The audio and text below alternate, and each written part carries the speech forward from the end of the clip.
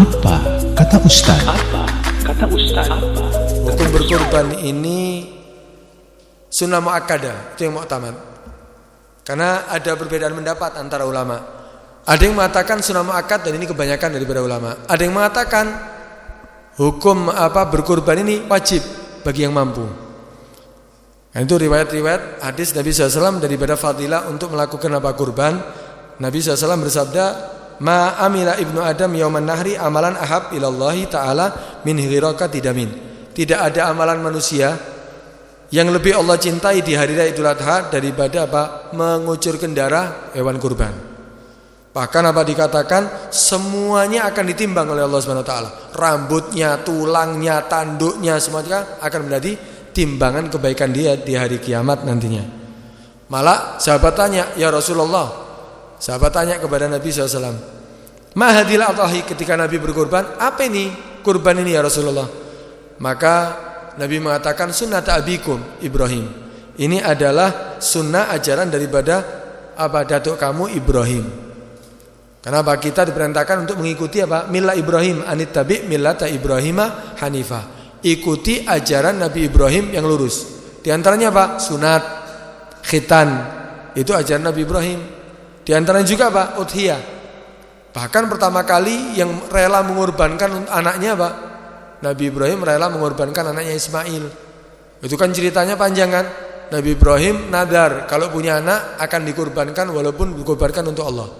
Ternyata setelah punya anak sudah waktu lucu-lucunya umur 7 tahun. Ditagih sama Allah. Aufi binadrik. Mimpinya Nabi itu itu wahyu.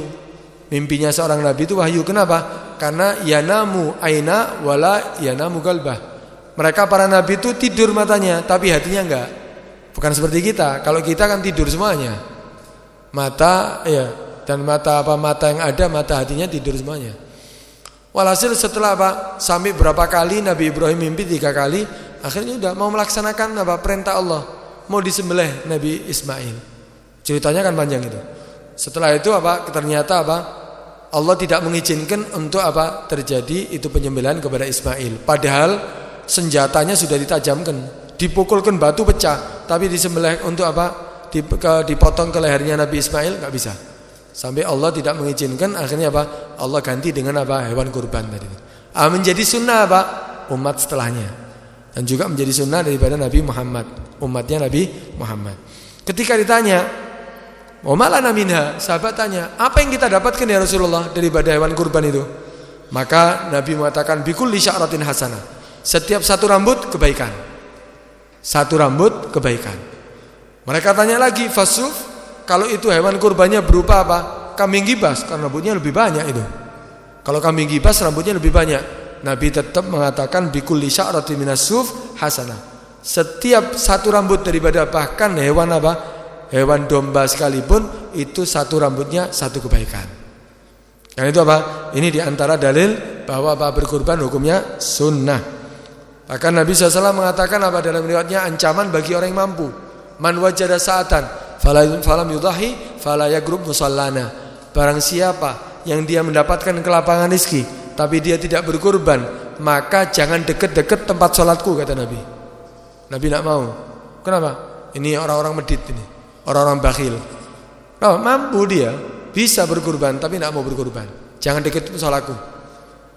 Ada riwayat lain Man wajara sa'atan falam yudahi falyamut insya'a yahudiyan wa insya'a nasraniyan. Siapa yang mampu yang mendapatkan kemampuan untuk berkurban tapi tidak berkurban, maka mati saja ia, mau seperti orang Yahudi atau seperti orang Nasoro. Wah, ini ancaman juga ini ya. Nah, karena itu yang mampu ya dianjurkan untuk berkurban. Nah, ini ada yang mengatakan hukumnya sunnah, ada yang mengatakan hukumnya berkurban itu hukumnya wajib. Baik. Kita langsung bahas pertama hukumnya. Hukum berkurban. Hukum berkurban itu bisa sunnah kifayah, bisa sunnah muakkadah, bisa wajib. Kapan sunnah kifayah? Dalam satu keluarga. Ada suami, ada istri, ada anak, ada orang tua, dalam satu keluarga semuanya. Kumpul dalam satu keluarga. Maka sunnah bagi mereka yang mampu untuk berkurban. Satu yang berkurban sudah gugur kesunahan untuk yang lainnya. Tapi pahalanya untuk siapa? Untuk yang berkurban. Walaupun ada pendapat kalam Imam Romli mengatakan apa? Pahala untuk semuanya. Tapi ya pendapat yang kuat mengatakan apa? Pahala hanya untuk yang berkurban. Apa boleh yang lainnya juga berkurban? Boleh. Suaminya bekerja, istrinya bekerja, kemudian anaknya juga punya pekerjaan, bapaknya juga, mereka punya penghasilan, mampu gak untuk berkurban? Mampu semuanya. Ya sunnah mereka, untuk mereka tetap disunahkan untuk berkurban. Dalam satu keluarga 4 kambing berarti? Iya, tetap sunnah bagi mereka semuanya. Bukan berarti udah satu aja, yang lain gak usah. Gak ada larangan, tetap sunnah bagi mereka semuanya. Tapi kalau satu yang sudah melakukan, sudah gugur kesunahan bagi yang lainnya. Sama halnya dengan apa? Orang yang makan berjamaah, satu nampan. Satu nampan ada 5 orang makan. Sunnah kifayah bagi mereka mengucapkan di antara mereka Bismillahirrahmanirrahim. Bismillahirrahmanirrahim. Gugur kesunahan bagi mereka semuanya. Tapi bukan berarti mereka tidak boleh mengucapkan Bismillah. Tetap mereka dituntut untuk mendapatkan apa? Mengucapkan Bismillah. Itu sunnah kifayah. Paham ya? Baik. Ada sunnah muakkad bagi siapa? Muslim, baligh, berakal, kemudian apa? Mampu. Ini sunnah muakkad. Mampu gimana mampu? Mampu itu ada biaya hidup, sandang, pangan, papan untuk hari raya sampai akhir ayam tasyrik. Berapa akhir tasyrik? 13 Dzulhijjah. 10, 11, 12, 13. Kebutuhan mereka ada enggak? Oh, ada semuanya kebutuhannya. Untuk dia dan orang yang wajib dinafkahi, semuanya cukup. Tempat tinggal ada, pakaian mereka ada. Masih ada lebihnya enggak? Ada. Cukup kok untuk beli kambing? Cukup. Beli sapi cukup. Seandainya. Maka apa? Maka sunnah muakkadah bagi apa? Orang tadi itu untuk berkurban. Paham ya? Kadang hukumnya bisa wajib. Wajib itu apa? Kalau dia nadar. Nadar, aku nadar tahun ini berkurban. Atau kambingnya aku nadar hewan ini, kambingku ini aku gunakan, aku nadari untuk apa? Hewan kurbanku. Maka hukumnya apa? Wajib. Atau hati-hati kadang-kadang dengan takyin. Takyin itu apa? Menentukan satu apa? Hewan ternak untuk jadikan hewan kurban. Bisa jadi wajib itu. Hadhihi udhiyati. Ini adalah hewan kurbanku. Bisa wajib itu.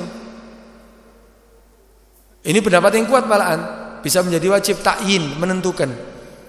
Nah, tapi apa Said Umar Basri, pendapat Said Umar Basri mengatakan kalau dia tujuannya untuk memberitahu, ketika ditanya itu apa itu kambing? Oh ini untuk hewan kurbanku. Apa jadi wajib?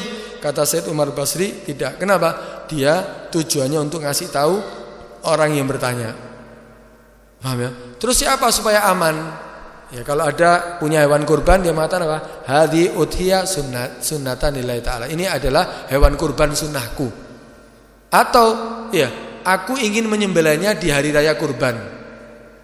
Atau tidak usah dijawab. Ya, supaya apa? Tidak jadi takyin.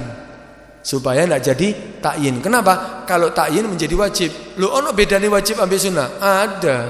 Kalau wajib kamu dan orang yang wajib kamu nafkahi tidak boleh makan. Semuanya harus sedekah, fuqara masakin. Saya menyembelih, saya nadar, saya sembelih. Ini semuanya harus saya sedekahkan fuqara masakin. Saya dan orang yang wajib saya nafkahi tidak boleh sedikit pun mengambil. Kalau mengambil wajib diganti nanti. Kalau itu sedekah apa? Kalau hewan kurban yang wajib. Kan itu hati-hati. Kalau tidak kepingin seperti apa masih pingin menikmati daripada hewan kurbannya, jangan dinadari. Walaupun pahalanya lebih besar. Pahala wajib dengan sunnah. Oh saya tidak mau makan hewan kurban. Yo nadar ono enak. Kenapa? Ya serahkan kepada fuqara masakin semuanya, pahalanya lebih besar. Pahala wajib dengan sunnah beda. Tapi kalau dia masih ingin menikmati, ya sunnah aja, niat sunnah. Tapi hewan kurban yang boleh dikurbankan itu apa saja? Cuma 3. Yang bisa dijadikan hewan kurban cuma 3. Onta, sapi, kambing. Kambing ada 2, kacangan, gibas. Onta nggak ada di sini. Onta di sini nggak ada. Sapi. Umurnya berapa batasan umurnya? Batasan umurnya 2 tahun atau lebih. Kalau kurang dari 2 tahun enggak cukup. Walaupun besar, limusin, iya, sapinya tetap enggak cukup. Harus 2 tahun atau lebih. Untuk kambing, kalau onta umurnya harus 5 tahun lebih, berarti umur masuk ke 6. Kalau onta kan ada di sini onta. Kemudian kalau untuk kambing dibedakan antara kacangan dengan gibas. Hati-hati nih, beda ini. Kalau kacangan umurnya 2 tahun atau lebih, 2 tahun atau lebih, tidak kurang. Kalau untuk gibas 1 tahun atau lebih. Boleh belum 1 tahun kalau sudah poel. Tahu poel? Gigi depannya jatuh. Tapi jatuh dengan sendirinya, duduk dicatut. Menjual kepingin laris, ya dicatut gigi depannya. Tidak sah itu, tidak boleh. Boleh umur setahun atau lebih, atau boleh belum setahun tapi gigi depannya sudah jatuh. Ini hanya untuk kambing gibas, kacangan enggak. Karena itu jangan tanya poel untuk kambing kacangan, umur tok. Karena poel sebelum 2 tahun enggak cukup. Kambing kacangan harus umur 2 tahun atau lebih. Yang poel itu untuk permasalahan kambing gibas saja. Paham ya? Baik.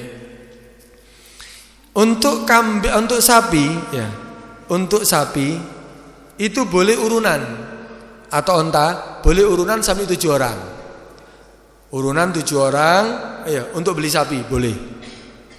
Bahkan niatnya boleh beda-beda. Yang satu untuk dia, yang satu untuk akikoh, yang satu untuk seandainya selamatan mau dimakan sendiri, yang satu untuk mayoran, boleh. Urunan itu semuanya 7 orang, bukan semuanya harus untuk dia, enggak. Boleh macam-macam niatnya. Dibagi 7 urunan untuk beli sapi. Kalau lebih daripada 7 enggak boleh. Kalau seandainya untuk selain sapi enggak boleh urunan. 1 kambing hanya untuk 1 orang. 1 kambing hanya untuk 1 orang, enggak bisa urunan. Lah itu di sekolahan itu. Itu cuma ngajari aja ya. Bukan jadi udhiyah, itu sedekah nanti jatuhnya. Karena kambing ya untuk 1 orang. Kalau 1 kelas urunan beli kambing, yaitu sedekah nantinya. Jatuhnya sedekah. Taib. Wah, enggak mampu saya sapi, enggak mampu saya berkorban apalagi onta, enggak mampu lagi ya. Atau enggak mampu dengan kambing kacangan ataupun gibas, enggak mampu semuanya. Maka ada pendapat Abdullah bin Abbas. Pendapat Abdullah bin Abbas ini boleh berkorban dengan ayam, bebek, oleh. Bahkan yang enggak mampu ya dianjurkan kalau dia mampu beli ayam, sedekah berkorban dengan ayam, mengikuti pendapat taglid, mengikuti pendapat Abdullah bin Abbas. Tapi sing enggak mampu, sing mampu sapi, ojo ayam. Iya. Ini keterlaluan ini ya. Kalau yang tidak mampu, ya pinginlah paling tidak niatan, ya Allah, niat saiki ayam, insyaallah tahun depan bisa kambing atau sapi. Ya Allah akan berikan niat kamu. Paham ya? Ini pendapat Abdullah bin Abbas. Kemudian selain umur yang perlu kita perhatikan daripada hewan ternak itu syaratnya harus terbebas daripada cacat. Cacat yang bisa mengurangi kuantitas daging. Cacat yang bisa mengurangi kuantitas daging. Oh, ya telinganya patah 1. Oh, matanya tidak ada 1 atau dua-duanya buta dia. Oh, seandainya kurus sekali, ya. Sakit sampai dia kurus tak nafsu makan. Tinggal balung sama kulit tok. Enggak cukup ini. Pokok yang mengurangi kuantitas daging. Oh, pincang, enggak cukup. Paham ya? Harus tidak ada yang mengurangi daripada kuantitas daging. Ini Ini yang dikatakan syarat untuk sahnya hewan yang mau kita jadikan hewan kurban. Karena itu yang tadi perlu kita perhatikan umurnya, hati-hati. Tanya sama penjualnya, umurnya berapa. Jangan cukup hanya mengatakan ini cukup umur, takono dhisik umure. Karena kadang-kadang dia mengatakan cukup umur, ternyata kita tanya umurnya 1,5 tahun. Ya enggak cukup. Kayak itu jangan cukup kita mendengarkan ini cukup umur, belum tentu yang jual itu paham. Tanya berapa umurnya. Oh, umurnya 2 tahun. Baru cukup umur. Paham ya? Baik, niat untuk berkurban. Niat untuk berkurban itu niatnya hukumnya bisa wajib bisa sunnah. Tergantung daripada hewan yang kita mau kurbankan. Kalau itu hewan kurban yang wajib, berarti niatnya sunnah. Seperti nadar. Nadar berkurban dengan hewan yang sudah dia tentukan. Maka niatnya hukumnya Niatnya hukumnya sunnah. Kenapa? Dengan nadar sudah menduduki kedudukan niat. Karena apa? Kadang dia sudah nadar, berarti niatnya hukumnya apa? Sunnah. Sunahkan ketika menyembelih tetap dia niat, tapi tidak wajib. Tapi kalau hewan kurbannya sunnah, bukan karena nadar, ya tidak wajib, maka niatnya hukumnya wajib. Kapan waktunya? Ketika menyembelih diniatkan, atau sebelumnya boleh, tapi setelah masuk waktu. Setelah masuk waktu. Waktu penyembelihannya kapan nanti? Yaitu nanti akan ada waktunya, itu setelah sholat. Gampangannya setelah sholat. Tapi nanti waktu pastinya nanti kita jelaskan. Setelah masuk waktu. Nah, itu waktu punya. Niat ini apa? Harus kita yang niat? Enggak, boleh diwakilkan. Saya wakilkan kepada yang menyembelih untuk niat. Atau saya niati, ya tapi orang lain yang menyembelih, boleh. Paham ya? Boleh, niat diwakilkan. Karena kadang ada orang, ya kadang ada orang itu enggak sempet karena dia orang sibuk. Tuku sapi atau tuku kambing, dolek dhisik, ya kemudian nanti ya menyembelihnya, baginya enggak kober. Nah, ini bisa diwakilkan niatnya. Ya, panggil satu orang. Kambing berapa harganya? Oh, kambing sekian, sapi sekian. Udah, nih uangnya saya wakilkan kepada kamu untuk beli sapi atau untuk beli kambing. Sekaligus untuk penyembelihannya saya wakilkan kepada kamu untuk niatnya, sekaligus sak baginya.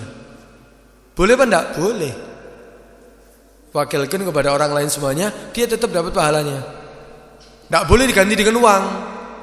Wis tak ganti ambil duit wis. Ini uang saya ganti daripada kurban. Tak sedekahkan kepada fuqara masakin. Itu sedekah, bukan kurban. Bukan dikatakan kurban. Kan lebih manfaat untuk dia. Iya, lebih manfaat. Kalau pingin lebih manfaat lagi, ya wakilkan untuk dibagikan, tambahi duit diguri. Lebih manfaat itu. Ya, kasih uang di atasnya 100.000, 200.000, ya 1 kilo kambing. Wah, seneng ngomong ya. Itu lebih manfaat itu ya. Jangan dirubah syariat. Kalau sudah hukum syariatnya berkorban, ya berkorban, aja ganti duit. Zakat fitrah kok diganti duit. Zakat fitrah kan lebih manfaat. Beras tambah duit, lebih manfaat. Takokno enggak percaya. Takokno fuqara coba. Pasti seneng mereka. Wis oleh beras oleh duit. Jangan dirubah, hukum syariat tetap hukum syariat. Paham ya? Kemudian waktu penyembelihan. Kapan waktu menyembelih? Waktu menyembelih hewan kurban itu, waktu penyembelihannya yaitu terbit matahari hari raya. Terbit matahari, kemudian ditambahi waktu untuk sholat 2 rakaat, tambahi untuk khutbaten 2 kali khutbah. 2 rakaat, ya seringan-ringannya. Butuh waktu berapa? Anggap 5 menit. Khutbaten butuh berapa? Untuk khutbah rukun-rukunnya tok, anggap 5 menit, 10 menit untuk semuanya. Berarti setelah terbit matahari tambah 10 menit masuk waktunya untuk menyembelih hewan kurban. Afdalnya setelah sholat. Setelah pulang dari sholat, afdal untuk apa? Waktu yang paling afdal untuk menyembelih hewan kurban. Sampai kapan waktu penyembelihan kurban? Sampai tenggelamnya matahari akhir ayam tasyrik. Tanggal 13 Dzulhijjah tenggelam matahari, itu akhir waktu untuk menyembelih. Setelahnya kalau menyembelih tanggal 14 menyembelih hewan kurban, jatuhnya apa? Sedekah, bukan kurban. Paham ya? Itu waktu untuk penyembelihan. Tapi kalau mau lebih afdalnya, jangan tanggal 13-nya. Kalau mau ihtiyat, jangan tanggal 13-nya. Kenapa? Karena ada pendapat madhab lain mengatakan tidak sah tanggal 13. Berarti waktunya 10, 11, 12. Tanggal 13-nya ada pendapat mengatakan tidak sah. Kayak itu biasanya orang cari murah. Dolek kambing dolong oleh, wah hari hanya tanggal 10 mahal masih ya. Tanggal 11 masih bertahan biasanya. Tanggal 12 mulai harga miring ya. Tanggal 13 biasanya tambah miring mana? Kenapa? Tak lagi ke harga normal. Wah, dia cari murah tanggal 13-nya, tapi resiko. Ada pendapat mengatakan tidak sah tanggal 13-nya. Paham ya? Iya wes. Nah, ini waktu untuk penyembelihan hewan kurban. Hati-hati, kadang-kadang titip sama orang. Kalau titip sama orang untuk disembelihkan, takutnya disembelihnya belum waktunya loh. Takutnya dia tidak paham. Kadang ada orang titip, ya, ada 10 orang titip, semuanya minta disembelih setelah sholat. Aku mari sholat dulu, sembelih dia, mari sholat dia. Semuanya minta mari sholat. Ya sih nyembelih tangannya satu. Akhirnya, ya khair, ya siap. Ya. Setelah sholat semuanya ditaruh, dia bagi ke rumahnya. Ternyata sembelihnya apa? Sebelum subuh. Ya tidak sah. Nah, ini kadang terjadi nih, ya. Karena itu apa? Kalau kita titip, hati-hati loh sembelihnya setelah sholat loh ya. Jangan ini loh ya. Kalau belum masuk waktunya tidak sah. kasih tahu. Kadang ada orang enggak paham. Itu supaya sah apa? Ya kita kasih tahu supaya apa? Hewan kurban kita apa? Tetap sah. Kemudian yang terakhir pembagian hewan kurban. Lihat sini pembagian hewan kurban. Pembagian hewan kurban itu dibagi menjadi dua. Ada hewan kurban wajib, ada hewan kurban sunnah. Kalau hewan kurban yang wajib berarti semuanya harus sedekah kepada fuqara dan masakin. Semuanya harus sedekahkan kepada orang fakir dan miskin. Kalau itu yang wajib. Tapi kalau hewan kurban itu sunnah, maka ada 3 cara. Cara yang pertama yang paling afdol, sembelih hewan kurban semuanya sedekah, tapi dia mengambil sedikit untuk keberkahan hewan kurbannya dia. Ngambil berkah dari hewan kurbannya dia. Entah itu hatinya, entah itu lulurnya ya. Lulurnya entah apa, boleh diambil dia. Sisanya sedekahkan kepada fuqara wal masakin. Ini yang paling afdol untuk yang sunnah. Cara yang kedua dibagi menjadi 3. Sepertiga untuk fuqara wal masakin, sepertiga untuk dirinya, sepertiga untuk teman-temannya, kerabatnya walaupun yang mampu. Ini yang sunnah ini ya. Ini hewan kurban sunnah. Dibagi menjadi 3. Sepertiga serahkan kepada fuqara wal masakin. Sepertiga masuk boxnya dia, kulkasnya, freezernya. Sepertiganya diserahkan kepada kerabatnya, temannya dia, adiknya dia, kakaknya dia, serahkan kepada orang-orang yang mampu. Tapi apa? Supaya apa? Saling tetap hubungannya terjalin bagus silaturahminya. Tahadu tahabu. Salinglah kamu memberi hadiah, kamu akan saling menyayangi. Serahkan kepada mereka. Boleh apa enggak ini? Boleh. Tapi bedanya nanti kalau serahkan kepada fuqara al masakin sifatnya tamlik, menjadi miliknya dia. Kalau serahkan kepada orang yang mampu sifatnya ibaha. Artinya apa? Dia boleh menikmati saja, boleh dimakan atau boleh hibahkan ke orang lain, tapi tidak boleh dijual. Tapi kalau serahkan kepada fuqara al masakin boleh dijual. Wah, fakir miskin keliling sampai banyak dagingnya. Kemudian dijual sama dia. Boleh apa enggak? Boleh. Kalau dia fakir miskin boleh dijual, menjadi miliknya dia sudah.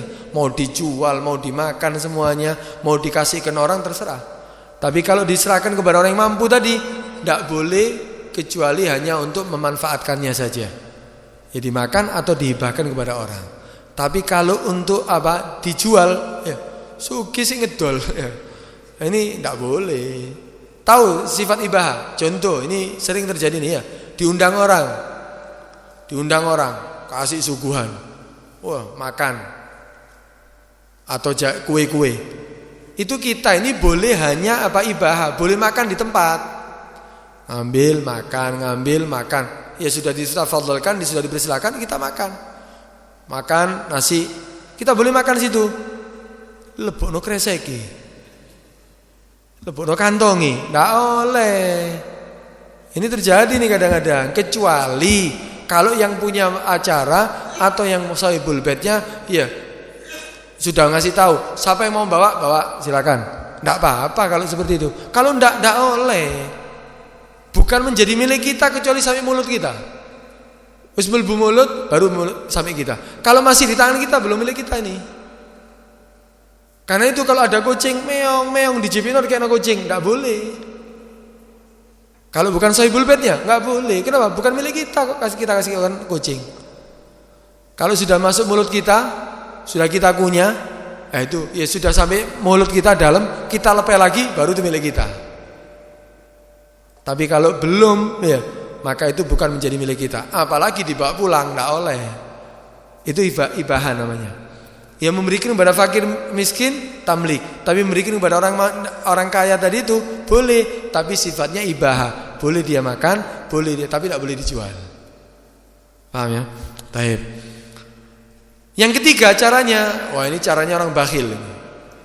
Yaitu apa? Sembelih hewan kurban. Kok yo ngono ya sembelih. Wah, saya berkurban, kambingnya besar. Ternyata sing disedekahno mesaon. Sisanya mlebu freezer deh. Mlebu boke. Ya ini boleh sah, tetap sah loh ini, tetap sah. Kenapa? Sedekahnya yang sunnah itu pokok ukuran daging. Ya 1 kilo, ya setengah kilo boleh. Sisanya yang penting daging. Sisanya masuk freezernya dia boleh. Sah. Paham ya? Nah, tapi kadang-kadang dibutuhkan seperti ini. Kenapa? Ada orang dia punya acara. Nanti setelah hari raya ono nikahan. Ya dia nyunat seandainya. Ya dia berkurban, ya sedekah dikeluarkan yang wajib, sisanya masuk boxnya dia untuk acara. Enggak apa-apa. Yang penting bukan wajib, itu kurban sunnah, kemudian sudah ada yang disedekahkan untuk kewajibannya. Faham ya ini ya cara pembagiannya, cara pembagian hewan kurban.